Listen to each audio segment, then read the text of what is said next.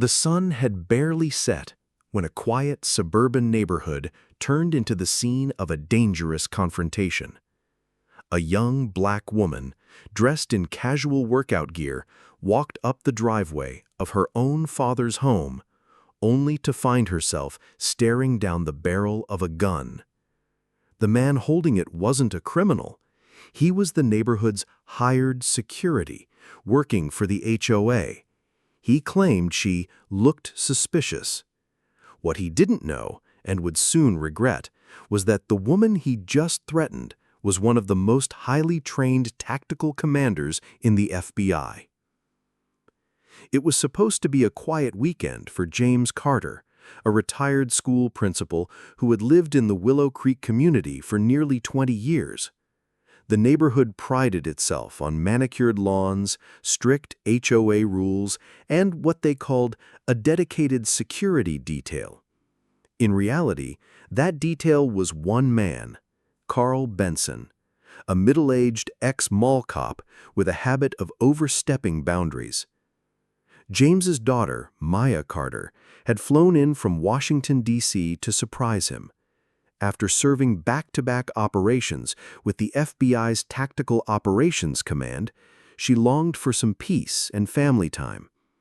Dressed in running leggings, a loose hoodie, and sneakers, she decided to jog from her hotel to her father's home just before dusk. She didn't expect much attention. Willow Creek was known for being quiet, the kind of place where a car driving 5 miles over the speed limit drew raised eyebrows. But for outsiders, especially people of color, the scrutiny could be suffocating. Unbeknownst to Maya, Carl Benson had been patrolling the area in his old SUV that evening. When he saw her turn into the community and approach James's driveway, his suspicions lit up. He didn't recognize her, and in his mind, not realizing someone was reason enough for intervention. While James sat inside watching the evening news, Benson parked across the street, hand resting on the pistol strapped to his hip. To him, Maya's presence wasn't just unusual, it was a threat that needed to be stopped immediately. The stage was set for a confrontation that would shatter the illusion of safety in Willow Creek and expose just how far prejudice could drive someone to cross the line. Maya slowed her jog as she reached the familiar white picket fence of her father's property. The air was still, the only sounds the chirping of crickets and the faint hum of a lawn sprinkler in the distance. She smiled, pulling out her phone to record a quick video for her dad, a little surprise before she rang the doorbell. That's when she heard the crunch of tires on gravel. An SUV rolled to a stop at the curb, headlights glaring in her direction. She squinted, momentarily blinded before a harsh voice cut through the quiet. "Hey, what are you doing here?" The man stepped out quickly, wearing a faded security patch on his jacket. His posture was stiff, his movements sharp. Maya instinctively straightened up, keeping her voice calm. "I'm visiting my father. He lives here." But Benson didn't hear her words or didn't care. His eyes darted over her clothing, her skin, and the fact that she didn't have a visible car parked nearby. He reached for the holster on his hip. "You don't belong here," he said, hand gripping the weapon. Maya's training kicked in. She noted his stance, his trigger finger, the unsafe way he was already pulling the gun from his holster. The problem was that revealing her identity now could escalate the situation even further. She had seen it happen before, when armed men in positions of authority felt their power was being challenged. Inside the house, James was pouring himself a cup of tea when he noticed the headlights outside. Curious, he stepped to the window and froze. There was his daughter, standing in the driveway, hands raised slightly, while a man he vaguely recognized as the HOA's security was pointing a gun at her. He burst out the front door, shouting, "What the hell are you doing?" But Benson's attention remained locked on Maya, as if James's voice were nothing but background noise. "This is a private community. We don't need strangers snooping around at night," Benson barked. Maya's voice remained level. "I'm not a stranger. I told you, I'm here to visit family." She could feel her pulse steady, the same calm she felt during high-risk raids.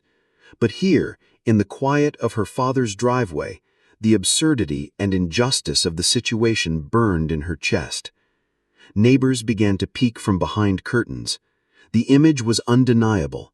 A black woman in her own father's driveway, a white security guard holding her at gunpoint. No one intervened. Benson took a step closer, his finger now dangerously near the trigger. "You've got 2 seconds to tell me the truth," he snarled. 2 seconds was more than Maya needed, and far less than Benson had left before his night would change forever. Maya's breathing slowed, her mind razor-sharp. She had seen countless armed standoffs, but never with her as the target, and never in front of her father's home. She noted his stance, his trigger finger, the slight tremor in his right hand. He was nervous and dangerous. She took 1 step forward, her voice firm and commanding, the way she would address a suspect during an FBI raid. "You need to put that weapon down, now." Benson blinked, taken aback by her tone. "You don't tell me what to do," he snapped, but his voice carried a flicker of uncertainty. "Wrong," she said, pulling her wallet from her hoodie in one smooth, deliberate motion. She flipped it open, revealing her credentials. "Special Agent Maya Carter, FBI Tactical Command. You just aimed a loaded firearm at a federal officer on her own family's property." The color drained from Benson's face, but his hand stayed on the gun, pride wrestling with panic. Maya didn't flinch. "Here's what's going to happen," she continued.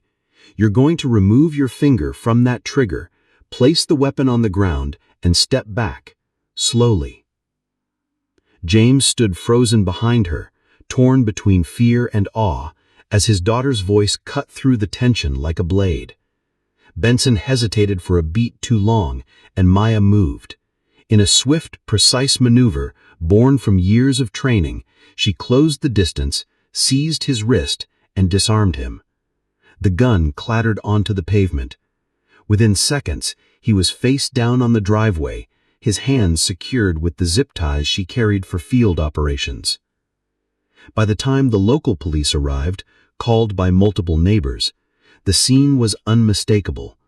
The so-called HOA security sprawled on the ground, his authority stripped, his actions laid bare for all to see.